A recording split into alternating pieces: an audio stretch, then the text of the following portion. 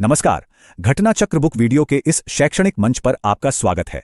हमारा उद्देश्य है ज्ञान को सरल, स्पष्ट और सुलभ रूप में आप तक पहुंचाना। आइए आरंभ करते हैं अध्ययन और सफलता की इस यात्रा को। नमस्कार। आज हम चल रहे हैं प्राचीन भारत के इतिहास के एक बहुत ही दिलचस्प सफर पर। हम बात करेंगे भारत के सबसे महत्वपूर्ण साम्राज्यों में से एक की और उस साम्राज्य के दिल में छिपे एक बहुत बड़े रहस्य की। तो चलिए सीधे इसी सवाल से शुरू करते हैं। जब भी भारत के पहले महान सम्राट की बात होती है तो एक नाम तो जहन में आता है, लेकिन उस नाम के साथ जुड़ा है एक बहुत बड़ा ऐतिहासिक रहस्य।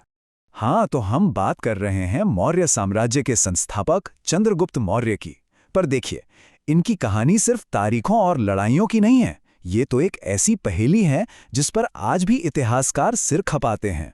लेकिन इस पहेली में उतरने से पहले ये याद रखना बहुत जरूरी है कि मौर्य साम्राज्य कोई छोटा मोटा राज नहीं था। इसने तो भारतीय उपमहाद्वीप का नक्शा ही बदल कर रख दिया था। तो ठीक है, अब समय है थोड़ी जासूसी करने का। हम उन सुरागों पर नजर डालेंगे जो हमें पुराने ग्रंथों में मिलते हैं। और मजे की बात यह है कि ये सुराग अक्सर एक दूसरे से बिल्कुल अलग बातें कहते हैं। और ये देखिए, यहीं पर सारा मामला उलझा हुआ है। एक तरफ हैं पुराण जो कहते हैं कि मौर्य शूद्र वर्ण के थे, और दूसरी तरफ हैं बौद्ध ग्रंथ जैसे कि दीपवंश और महावंश जो कहते हैं कि नहीं, चंद्रगुप्त तो एक क्षत्रिय थे, एक योद्धा परिवार से। मतलब दो इतने बड़े और सम्मानित स्रोत, और दोनों के दावे एकदम अलग। और जब लगता है कि मामला और नहीं उलझ सकता, तभी एक तीसरा सुराग सामने आता है। यह आता है विशाखदत्त के मशहूर नाटक मुद्रा राक्षस से। इसमें चंद्रगुप्त के लिए एक शब्द इस्तेमाल हुआ है, वृषल। अब इस एक शब्द के कई मतलब निकाले गए हैं। कुछ कहते हैं इसका मतलब है निम्न कुल का, तो कुछ का मानना कुछ और है। बस इसने तो बहस को और भी पेचीदा बना दिया। तो कुल मिलाके हमारे पास तीन अलग अलग कहानियां हैं। पुराणों के हिसाब से वो शूद्र थे, बौद्ध ग्रंथों के हिसाब से क्षत्रिय, और एक नाटक उन्हें वृषल कहता है। सच कहूं तो इतिहास का असली मजा इन्हीं अलग अलग नजरियों में ही तो है। अच्छा, मौर्यों के बारे में ठीक से समझने के लिए हमें थोड़ा पीछे जाना होगा। ये जानना होगा कि उनके आने से पहले उस इलाके में किसकी हुकूमत थी। तो चलिए एक नजर डालते हैं उस दौर के सबसे ताकतवर राज्य मगध पर। तो मौर्यों से पहले मगध की गद्दी पर कौन था? वहां राज था हर्यक वंश का, जो उस समय का एक बहुत ही ताकतवर राजवंश माना जाता था। इस वंश की नींव रखी थी राजा बिंबिसार ने। इनकी राजधानी थी गिरिव्रज, जिसे बाद में राजगृह भी कहा गया। और सच तो यह है कि मगध को एक बड़ी शक्ति बनाने का श्रेय इन्हीं को जाता है, जिसने मौर्यों के लिए एक तरह से जमीन तैयार कर दी।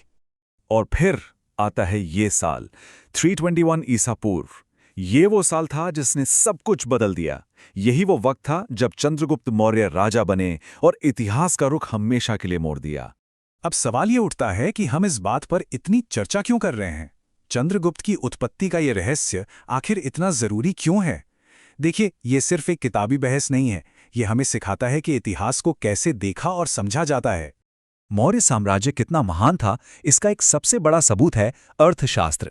चंद्रगुप्त के सलाहकार चाणक्य ने इसे लिखा था। ये किताब दिखाती है कि उनका राजकाज कितना व्यवस्थित था, उनकी नीतियां कितनी गहरी थीं। ये उस दौर की सोच का एक जबरदस्त नमूना है।